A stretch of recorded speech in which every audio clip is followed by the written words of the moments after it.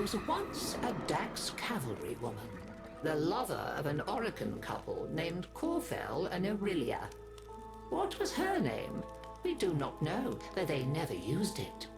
They called her by many pet names, though. For an exotic pet she was to them. Little Sweetness, Tender Petal, Wild Rider. Had a mere Dax been known to be engaging in relations with her betters, she would have been executed on the spot. But the couple's power and influence were such that the affair would never be publicly addressed. Still, they feared to use her name, for names have power. Many gifts they gave her, fine armor, rubido rings, and a horse of her own, on the condition that she never ever named it.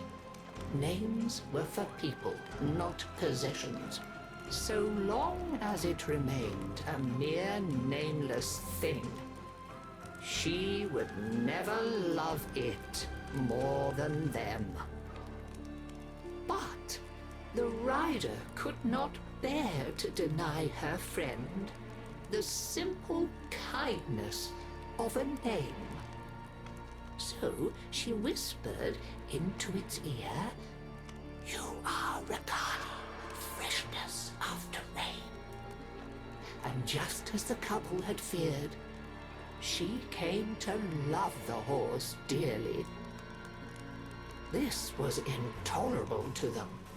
The horse had to go. An accidental impalement was arranged. But fate played a cruel trick, and both rider and horse were impaled. Corfel and Aurelia hastened to her side. Ignoring the dying horse, they fretted over their lover as she coughed blood. Continuity was out of the question. In desperation, they turned to a certain expert and pleaded with him to let her live forever. He returned the rider to them, transformed to a warrior of living steel. Her sweet and pretty face looked upon them with a smile that would never fade. For all their talk of forever, they wearied of her immediately. Now that the relationship was no longer taboo, they abandoned it. Parties became awkward when the rider stood vacantly by, useless as an abandoned doll.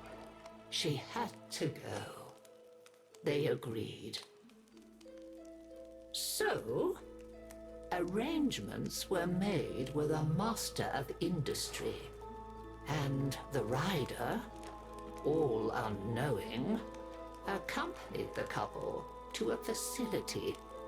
She lay down obediently when instructed, showed no emotion when the restraints clamped her limbs, and made not a sound when the full force of the dissolution beam blazed through her head and out of the back of her steel skull. The couple were satisfied. Their sentimental mistake was dead, and furthermore, the smiling doll's face was erased. Now they could erase it from their memory. I doubt I need to tell you what faceless thing clambered jerkily from the facility's waste disposal heap in the still of a Naberus night. How she sought for her Dax Nakana and found only the Overseer's whip-blade. Confused, vacant, she wandered. Why was she alone? Where was her loyal Rakali? She reached deep into despair and memory, and summoned up a ghost horse to run alongside her on the night winds. Now, at least, she was no longer alone. She groped for other memories, came up with hands overflowing with betrayal. When the morning sun rose on Corfell and Aurelia, they were faceless too, and quite still. After that, she wandered without purpose, and the legend of the Hollow Rider grew. And so we come to my part in her story. You must understand, dear, that it is terribly bad luck to be out on Naberus with no gift to give a reveler. And yet, that was my plight as I stood, my old bones aching, before the dreadful figure on the road many years ago. "I have no face," the figure before me seemed to say, in a whispering voice that spoke in my mind. "I have no name, only a need, and you come before me empty-handed this Naberus night." "I do have one thing to give, if it please you," I said to her. "My name.